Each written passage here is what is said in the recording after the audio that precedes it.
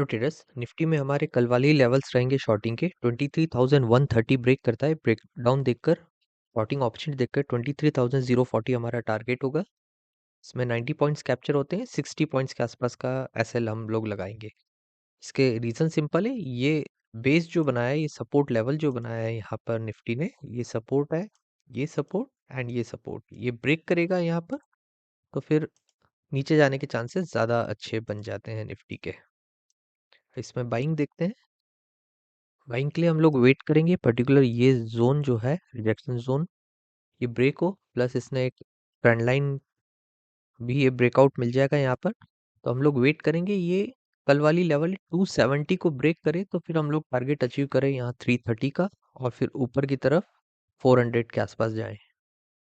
23,270 break करता है। Breakout देख के, बाइंग ऑप्शन देख के 23,400 हमारा टारगेट होगा। 130 पॉइंट्स इसमें कैप्चर होते हैं। Stop loss max to max हम लोग 80 टू 90 पॉइंट्स का रखते हैं। 1:1.4 का आरआर रेशियो हो रहा है। 270 वो लेवल है जहां पर इसने यहाँ पर एक रिजेक्शन दिखाया था, फिर ये ब्रेकआउट, उसके बाद यहाँ ब्रेक डाउन, फिर एक रिजेक्शन, फिर यहाँ पर रिजेक्शन, अब यहाँ पर नीचे आया है। एक बार यहाँ ट्रेंड लाइन को हिट किया, फिर नीचे आया, उसके बाद यहाँ दोबारा हिट किया है। अब यहाँ से निकलने के बाद ट्रेंड लाइन तो ब्रेक कर देगा, बट ये हॉरिजॉन्टल जो रिजेक्शन है इसको निकालना बहुत जरूरी है। तो 270 लेवल वो है जहां पर ब्रेकआउट भी दिखा देगा निफ्टी, और ये जो हॉरिजॉन्टल रिजेक्शंस हैं उनको भी क्रॉस कर लेगा। ये ऑलरेडी 1 2 फोर्थ अटेम्प्ट होगा ये। तो फोर्थ अटेम्प्ट में पहले हमने टारगेट यहाँ 23,330 रखा हुआ था, बट अभी 400 का टारगेट रखा हुआ है, बिकॉज ये फोर्थ अटेम्प्ट है। और फोर्थ अटेम्प्ट में एक ट्रेंड लाइन का ब्रेकआउट आ जाएगा, हॉरिजॉन्टल ब्रेकआउट आ जाएगा, तो बायर्स में बहुत पावरफुल जर्नी रहेगी उनकी। तो ये यहाँ तक भी लेवल वो अचीव कर सकते हैं। तो हम लोग 130 पॉइंट्स इसमें कैप्चर कर सकते हैं। अब बैंक निफ्टी देख लेते हैं। बैंक निफ्टी को क्लियरली ये जोन जो है निकालना ज़रूरी है। यहाँ पर मल्टीपल टाइम्स रिजेक्ट हुआ है। यहाँ पर सपोर्ट लिया था, यहाँ ब्रेकडाउन आया, फिर सेम लेवल के नीचे वाले जोन पर, पॉइंट पर, लेवल पर इसने रिजेक्शन दिखाया है। उसके बाद यहाँ कंप्लीट रिजेक्शन। एक बार ब्रेकआउट यहाँ पर क्लियर मिला इस वाली कैंडल से, लेकिन वापस इसको ड्रैग करा नीचे, फिर इसने यहाँ पर ब्रेकडाउन भी दिया, ये वाला, और ये ब्रेकडाउन को ऑलमोस्ट रिटेस्ट करने आ रहा है।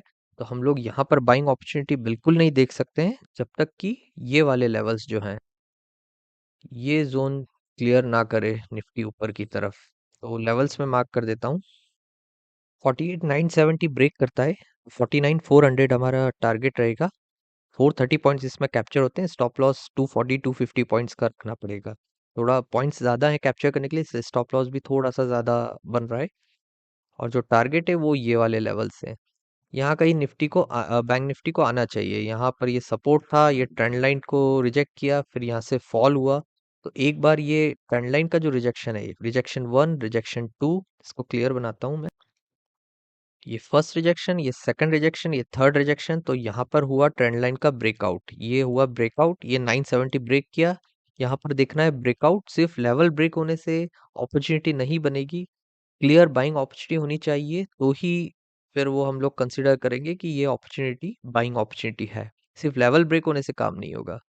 फिर ये ब्रेकआउट देखा, और ये सीधे यहाँ का जो स्टॉप लॉसेस है उनको हिट करने के लिए बैंक निफ्टी रेडी रहेगा। सारे बायर्स ट्रेंड लाइन को रिजेक्ट करके ऊपर जा चुके हैं, प्लस वो हॉरिजॉन्टल जो रिजेक्शंस हैं ये वाले, ये कंप्लीट इसको भी ब्रेक कर रहे हैं। तो फिर यहाँ आने के लिए उनको कोई दिक्कत होनी ही नहीं चाहिए।